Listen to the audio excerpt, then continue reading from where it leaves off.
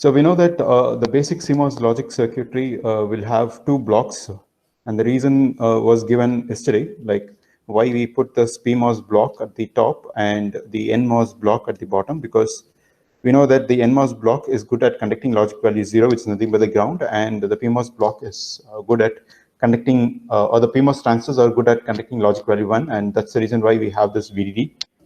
And we connect both the other ends of the PMOS and the NMOS block to tap our output. Yeah, so this is the general block, and what we do today is try to speak about certain things. And probably you might be already familiar with the NAND gate as well as NOR gate. Okay. So first, let me begin with this NAND gate structure. How do we build this NAND gate? And later we'll just move on to the NOR gate.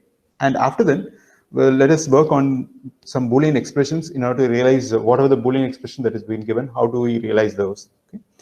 It would be just the transistor level information where each of the transistors are being thought of as a kind of ideal switch. Okay, so once we complete this particular part, then we'll just move on to what is known as the resistance and the capacitance. We'll just look back into the resistance and capacity components of these transistors, and then we'll try to finally come to a conclusion. And later we'll just try to use the RC delay model in order to evaluate the propagation delay across the circuit. Okay, so that would be the flow of today's class. Yeah, so we know that this Y is given as A. So an AND gate is nothing but it could be written as a Boolean expression as Y equals to AB the whole bar, right? Now, whenever you find something like this, there is one important thing that I forgot to talk about this CMOS logic is that whatever the type of input that we give, or basically the CMOS logic in general, is inherently inverting in nature. Now, what I really mean by this inherently inverting in nature means we have seen an inverter. Okay, so obviously that would make it to tell, okay, it's obvious that I'm working on an inverter with a PMOS and NMOS at the top and the bottom, and that would create what is known as an inverting gate. Okay, but in general, any CMOS logic will have this kind of property. Okay, so whatever the output that we write, it's a kind of the combination of inputs that have been inverted by nature. Okay, so in this case, you could see that there is a product term, and this product term is being inverted. Okay, now in order to create this, first of all, let us look like how do we create this product term? What type of transistor structures I have to use in order to create this product term? Okay, so first let us begin with the NMOS block. Now, whenever we have this product term, we can realize this product term as a kind of series connection.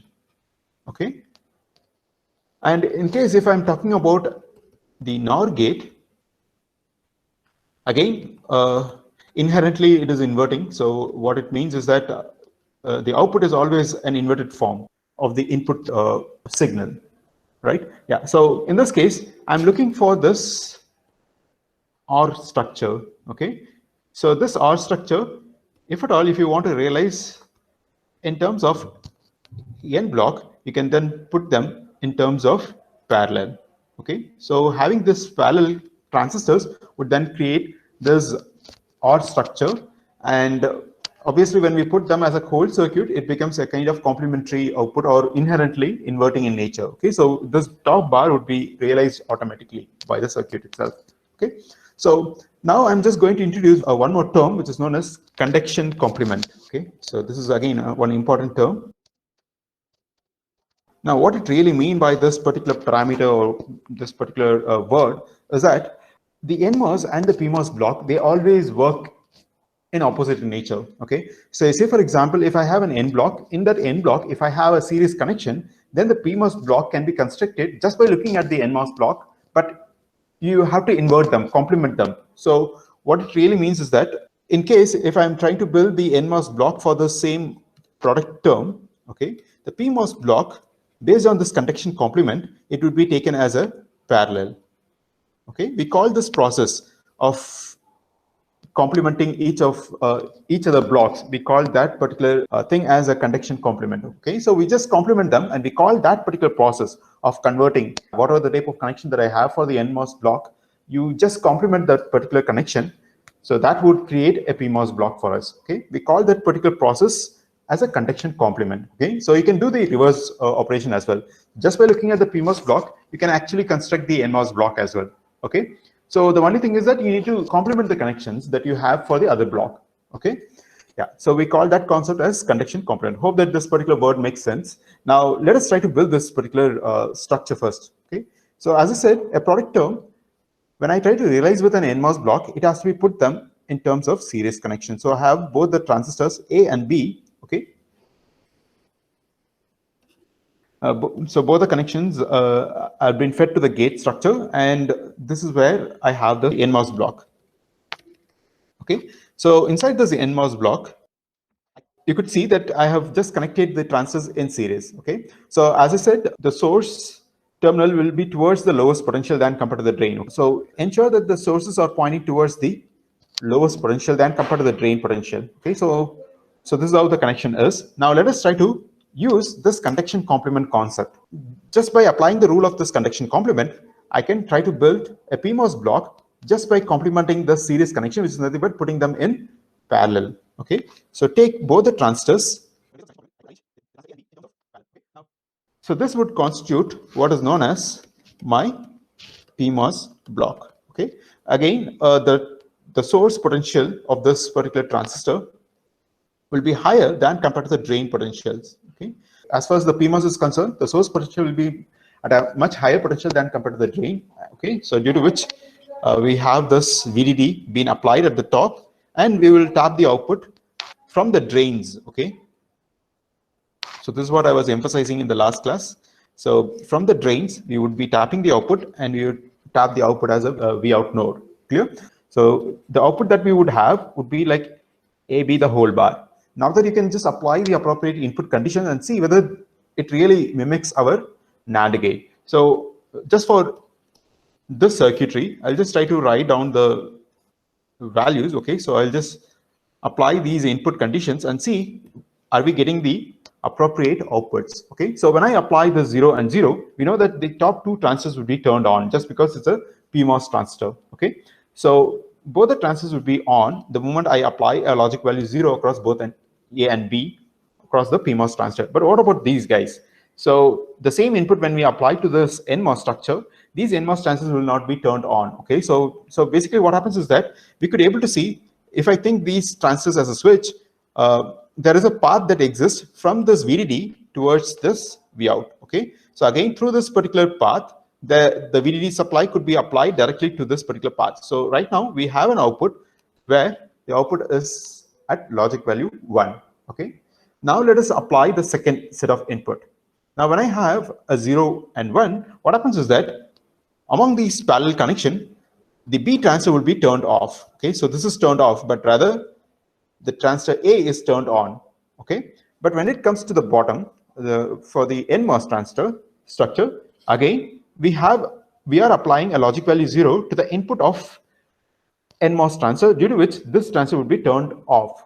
Whereas because the NMOS turns on whenever we apply a logic value 1, this guy is turned on, but still there is no connection for me to send this ground potential towards the VDD because one of the transistors in this particular path is off. Okay, but whereas on other case, you could see that this VDD would then get connected through the A transistor and gets connected to the output. Okay, so due to which we would have a logic value 1. Now, based on the same similar reason, I could say that even for this connection through the transistor B, the VDD can be connected to the Vout, whereas the ground cannot be connected just because one of the transistors is turned off in this particular path, and due to which I would have a logic value 1. Okay.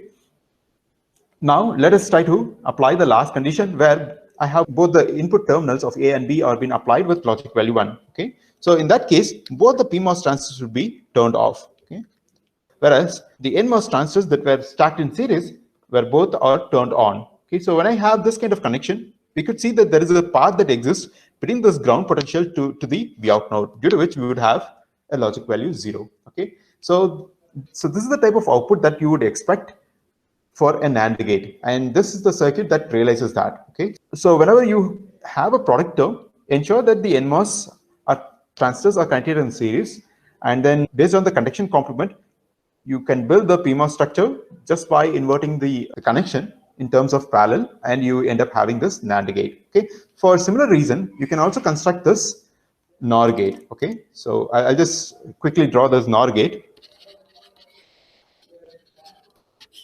where you want to realize a plus b the whole bar. Okay. And now again, you could see that there is some term, and whenever you have some term, okay, in terms of NMOS block, it takes the form of parallel connection. Okay, so due to which I'll first take both the transistors of A and B, put them in parallel, okay, where the sources are connected and shorted together, and the drains are connected and shorted together. Okay, so the gates are being applied with A and B inputs. Okay, so this would constitute my NMOS block. So now that we will try to apply the conduction complement principle, and based on that, what happens is that whenever I have a parallel connection in the NMOS block, I can create a PMOS block just by complementing the connections. Okay, which means that I have to put both the transistors of A and B in terms of series. Okay,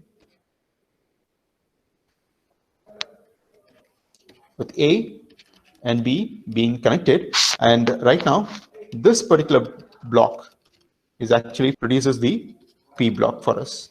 Okay, now we know that the top of this P block has to be applied with VDD, and the bottom of this N block would be supplied with a ground. Okay, and between this P block and the N block, we will be shorting the drains. Okay, because again, the connection would be like source drain, because the source of the PMOS transistor is supposed to be at higher potential than compared to the drain. Okay, so due to which the source would be at the top and the drain would be here. And whereas as far as the NMOS is concerned, the source is supposed to be at lower potential than compared to the drain. Okay, and due to which we'll have the drains. Okay, so in general, we'll try to combine the drain terminals. Okay, and we tap this particular output as Vout, and this produces the NOR gate. Okay, so now let us try to do a small exercise based on the concept that we have learned. So where y equals to, okay, I don't want you to simplify any of these equations. Okay, so you should not simplify this equation. You have to use the rule that I have discussed in order to build this particular structure. Okay, so I'll just give some time for you to think, but anyhow, I cannot look back into your answers, so due to which I have to redraw this structure, but I'll just give some time. Okay, so 1 or 2 minutes. So you just think and try to build this particular Boolean expression using the CMOS structure.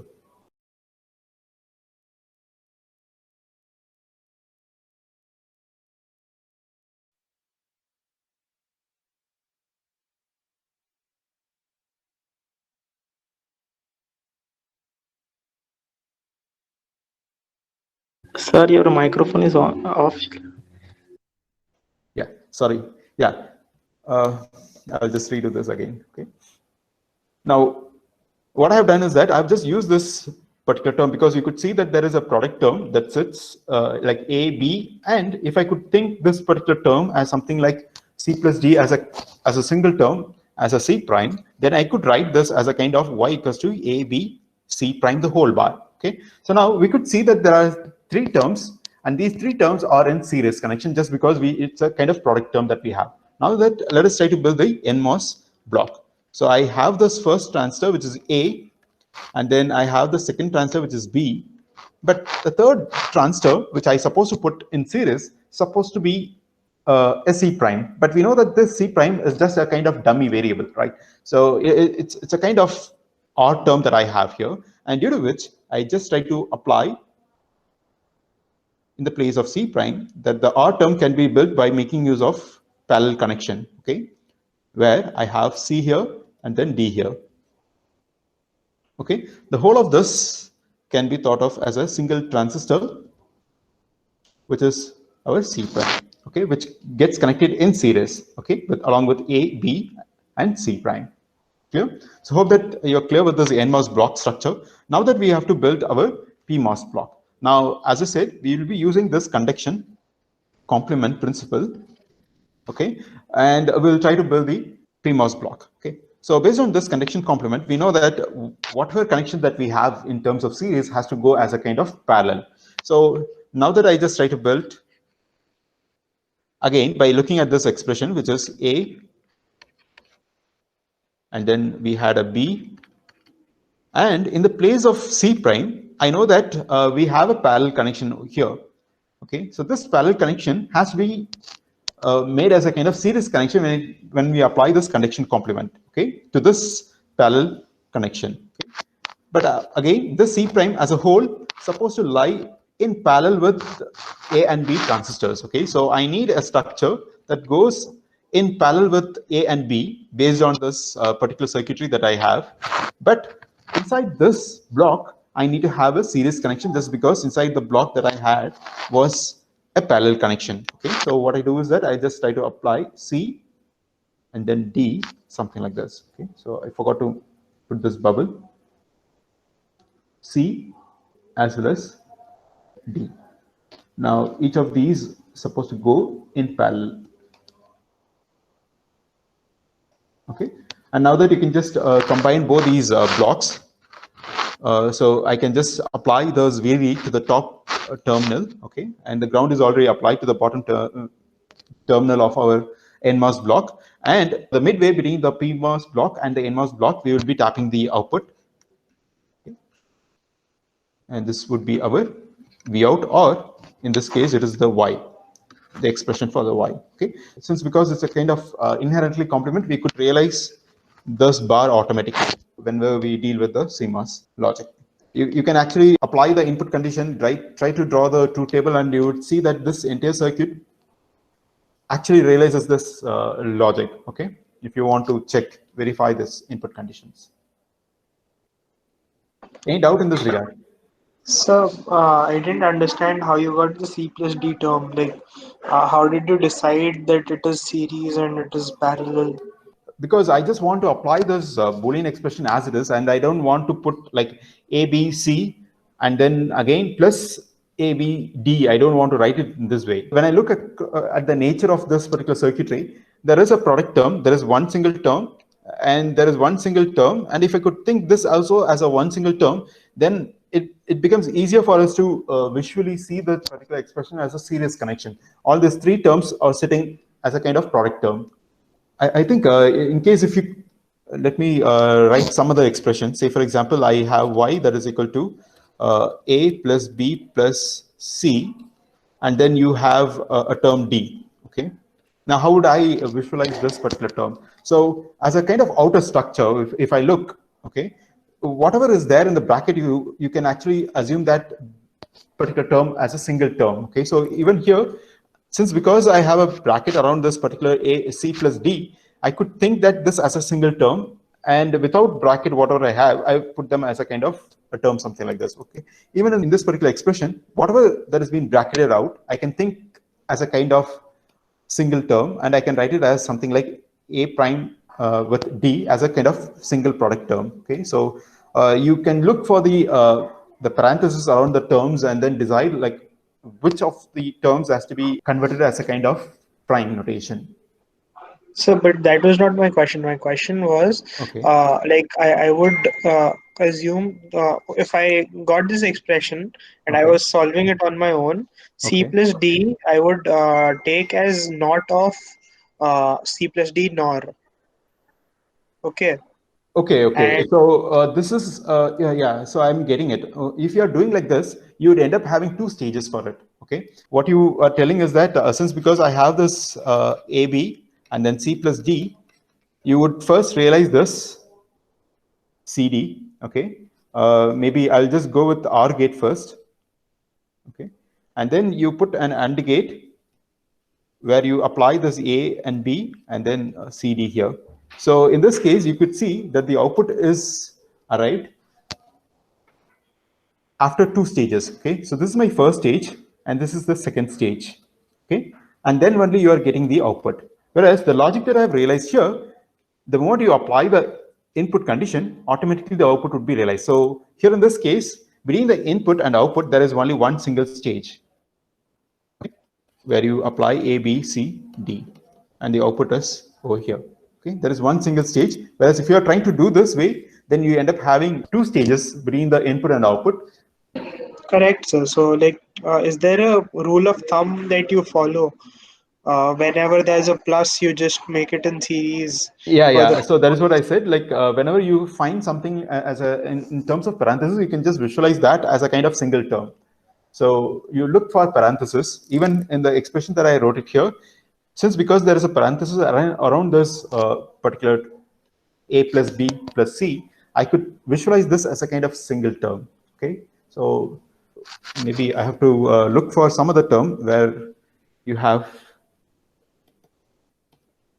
Okay, so in case if you are being asked to realize this, then in this case, you could see as an outer structure, this particular term, even though I haven't put bracket around this AB product term, you can visually see that in order to get an output, the outer operation that I have to perform is this. It's an OR of AB and then C, okay? And then only you can get into this product term, which is AB. So in a way, just by inspecting, you would get to know. Okay, so there is no algorithm for this.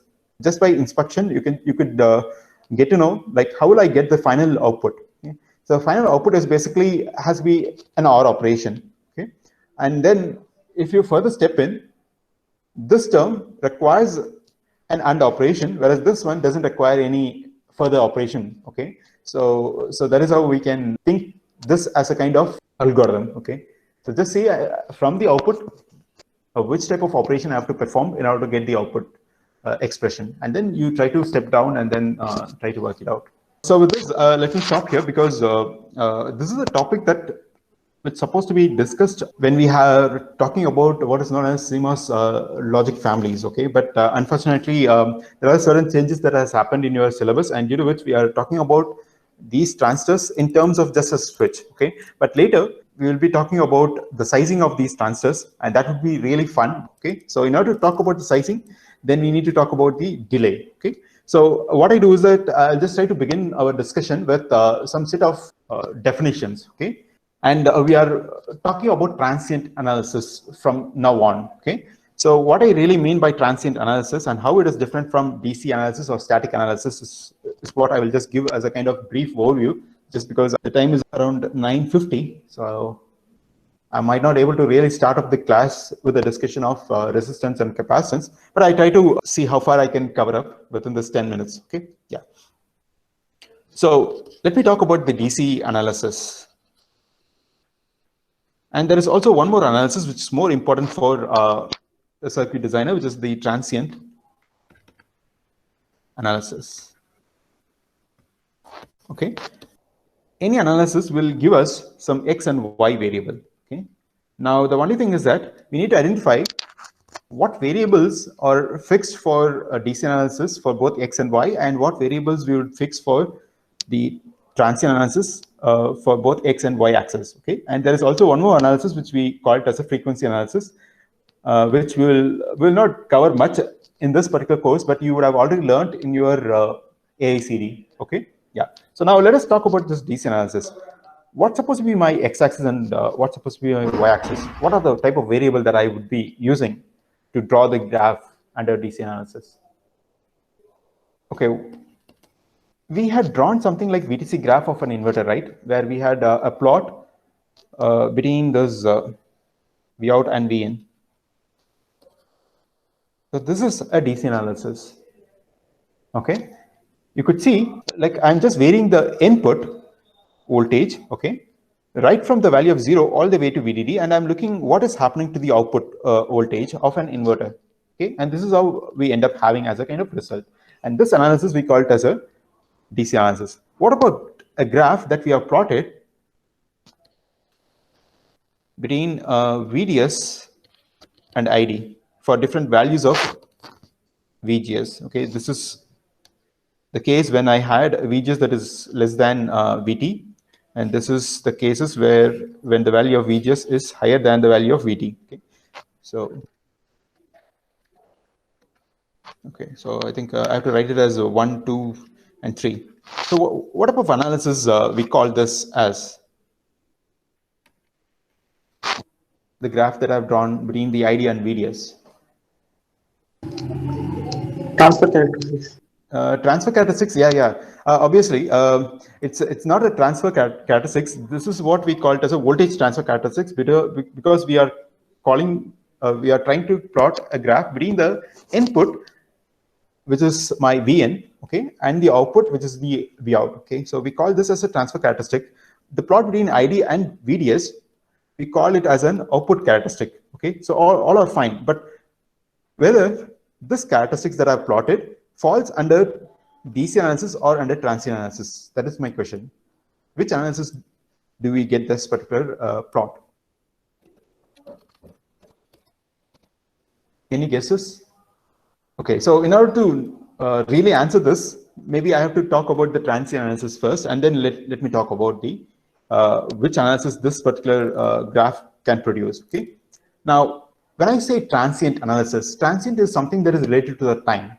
Okay, T stands for transient. Okay, so my x-axis always fixed to my T. Okay, and the y-axis can be anything. It can be a voltage, it can be a current, whatever you want, you can just plot it. Okay, so in this case, the output variable that we are interested is in terms of voltages or in terms of current. Okay, but the x-axis is always fixed to a time period. Okay, whereas when we talk about the DC analysis, there is no time involved in it. It is like a static. You just apply an input and look for the output, and there is no time involved in this particular DC analysis. Okay, so that is how we get this particular graph. Now, can you just answer me this question? Which analysis does this ID versus VDS graph belong? DC analysis. Yeah, it's obviously DC analysis, right? Because we are applying not the time across the x-axis. Okay, across the x-axis we are applying the voltages. Okay, so in short, a DC analysis will have a voltage or sometimes even a current. Okay, so it doesn't necessarily that both like the x-axis is always a voltage. It can also be a current. Okay, but most of the time we will work only with the input voltages. Okay, either it is a BJT or it's a kind of mass transfer. The input in general, or the x-axis in general, would be a voltage axis, and the output can be either a voltage or a current. Okay, so in this case you could see that there is a plot between ID and V. Okay, so we call this as a DC analysis, and even the graph that I plot between the VGS and ID is also comes under the category of DC analysis, just because the x-axis is not a time. Okay, now how about a frequency analysis? We have one more analysis which we call it as a frequency analysis. In this analysis, what type of x variable I will be working with? Frequency. Yes, it would be frequency. Okay, so the unit in this case would be frequency, whereas in this case it is seconds, and in this case it's just a voltage V, or if at all, if you have a current, then you can just apply an ampere. Okay, so ensure that, and again, the y-axis can be either a voltage, it can be a current, and sometimes even the magnitude, okay, of your gain. It can be also the gain of your circuitry. Okay, so it can be any of these three variables as far as the y-axis is concerned, but the x variable is always fixed to a frequency if it is a frequency analysis. The x variable is always fixed to a time if it is a transient analysis, and if it is a DC analysis, most of the time the x variable is fixed to your voltage. Okay, most of the time, but you can even have the current. Okay, yeah. So having done this, let us take our simple inverter with A and Y as its input output, and let us try to plot the transient analysis of this particular circuit. Now, because I'm working with the voltages, I'll write it as VA and VY. Okay, so I have VA and VY as two different graphs. Okay, I have to plot, just because the x-axis is basically fixed to time for both the axes. Okay, both the axis has to be fixed to a time. Clear? Now let us have a certain value. Okay, so let us have a 0 voltage for the input for some amount of time, say for example t1. Okay, between 0 to t1, I have a logic value 0 being applied to the input of our inverter, and after some time I'm applying a logic value 1, okay, which is equal to VDD, and it happens till the time period T2. And then I have this kind of input after the time period T2. Clear? Now let us try to plot our output Vy. Now we know that it's an inverter due to which between 0 to T1, okay, if it is an ideal device, then we would have this sort of output.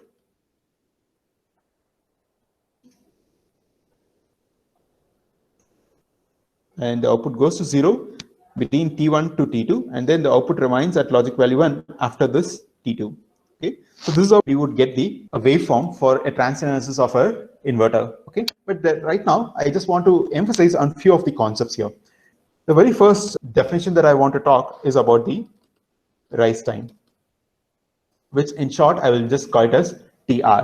Now this particular timing parameter in general can be associated with either the input signal or it can be also be associated with an output signal. Okay, so let me talk about what is rise time. Okay, it is nothing but rise time is a time it takes for a waveform to start from 20% to 80%. Okay, how much long it took for me to reach from 20% of the logic value 1 to reach the 80% of our logic value 1 value. Clear? So this time period we call it as TR, and this is the same definition that I can apply both for the input signal as well as for the output signal. Clear? Hope that it makes sense. In the same similar way, one can also talk about the fall time. Now, as you might have already guessed, that the fall time, maybe I will use a different color. The fall time in general works with the negative edge of my signal. Okay. Again, one could define the fall time as the time difference between the 80% of the logic value 1, okay, to 20% of the logic value 1. Clear? This time difference we call it as the T fall. Okay. So sometimes one can also fix this range of voltages that are the range of voltages to evaluate the TR as something like 10%, between 10% to 90%. That is also a valid quantity. Okay, but in general we will fix between 20 and 80% of logic value 1 as the rise time as well as for the fall time.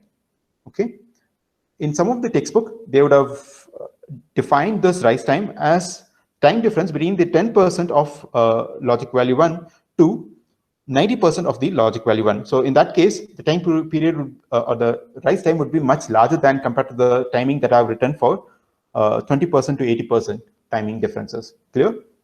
Now I have to talk about edge rate. So edge rate is nothing but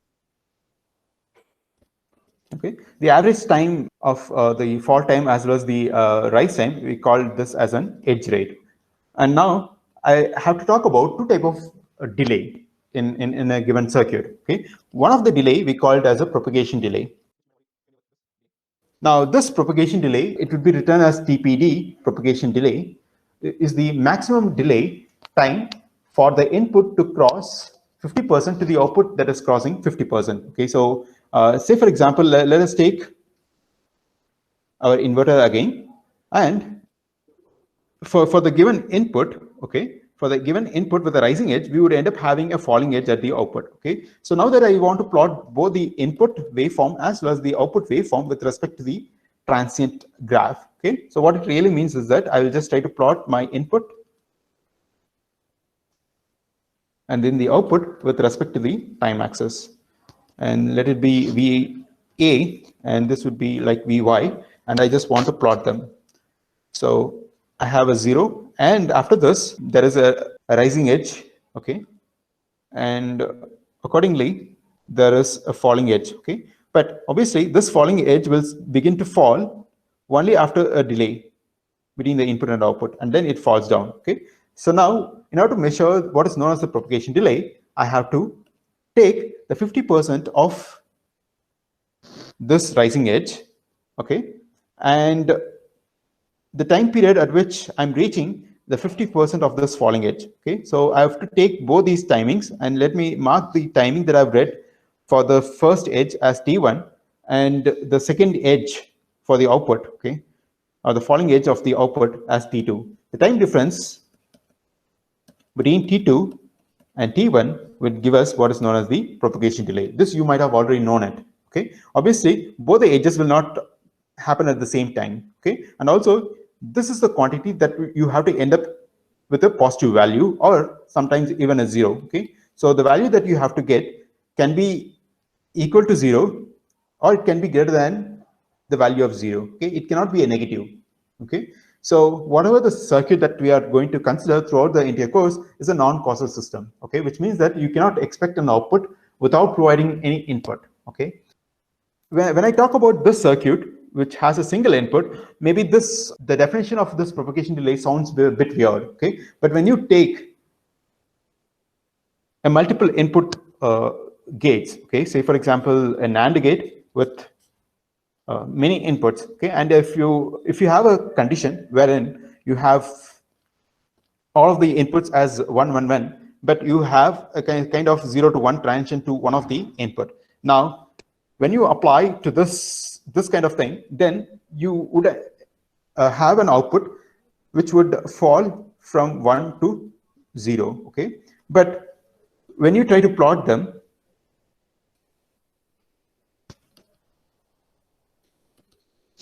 where I am trying to plot VA and the output VY. So the time period for me to have the 50% crossing between the 0 and logic value 1, we call this as T1. Okay, and after applying T1, the system will take some amount of time for it to switch from logic value 1 and then switch back to logic value 0. Okay, now this time that I'm getting here, I have taken as T2. Now, if you compare, or if you take the difference between T2 and T1, we would end up having some value. Okay, say for example, I have 5 nanosecond as my difference between the T1 and T2 time period. But now, if I apply a different condition to the same circuit, okay, just give me 1 more minute. I just want to talk about what is known as contamination delay, just because of that. Okay, say for example, I've applied the same input, okay, but I'm applying to VB, okay, thinking that I have already logic value 1 and I'm applying this rising edge towards B input. Okay, and all other inputs like A and C and D are all held at logic value 1. Okay, now I try to override the same thing on the same graph. Okay, and at T1 I'm trying to have this particular signal B. Now this T1 in turn can produce an output transition that is falling, something like this. Okay, so now if I take the time difference between this T1 and T2, you could see that this T2 time period is much smaller than for the previous input condition. Okay, so now that when I try to observe the time difference between this T2 and T1, you would end up having something like 2 nanoseconds. Okay, so there are 2 types of delays between the input and output. Okay, so whichever the one which consumes a maximum delay, we call that as a propagation delay. Okay, if the time difference between this T2 and T1, if it is a maximum, we call them as a propagation delay. And we also have one more delay which we call it as a contamination delay, where the time difference would be the minimum function of T2 minus T1. Okay, so maybe you just think for a while. Okay, so again, if you apply the same input transition to C, then there will be some difference. Okay, so what it really means is that the propagation delay between the input and output for each of the input might be different. Okay, but whichever the input that causes the maximum difference between this input and the output, we call them as a propagation delay. And whichever the input signal that causes a minimum delay between the input transition and the output transition, we call them as a contamination delay. And if at all in the circuit, there can be 4 different type of delays. Okay, now among these 4 different type, maximum delay between the input and output, we call them as a propagation delay, and the minimum delay between the input and output transition, we call them as a contamination delay. And the remaining 2 delays will fall between the range of the maximum and the minimum. Okay, I'll just stop my class here. Okay, so hope that it makes sense. In case if it is not understandable, then we'll discuss in the next class. Okay, thank you.